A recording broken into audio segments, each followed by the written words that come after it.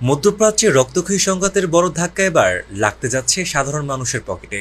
লেবাননে ইসরায়েলে ভয়াবহ হামলার পর বিশ্ববাজারে এক লাফে রেকর্ড পরিমাণে বেড়েছে জ্বালানি তেলের দাম। গত রবিবার লেবাননে হামলার পর বিশ্ববাজারে তেলের দাম এক ধাক্কায় ব্যারেল প্রতি $2 বেশি বেড়ে গেছে।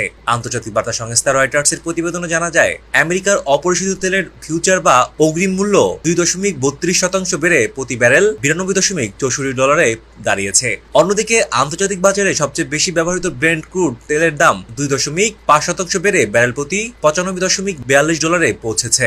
লেবাননের রাজধানী বৈরুতে ইসরায়েলি বিমান হামলার পর ক্ষুব্ধ হয়ে ইসরায়েলে সরাসরি ক্ষেপণাস্ত্র ছুড়েছে ইরান। এরপর ইসরায়েলও পাল্টা হামলা চালিয়েছে ইরানের ভেতরে। দুই ক্ষমতাধর দেশের এই বিপজ্জনক পাল্টাপাল্টি হামলার কারণে বিশ্ববাজারে তেলের সরবরাহ বন্ধ হয়ে যাওয়ার বড় ঝুঁকি তৈরি হয়েছে।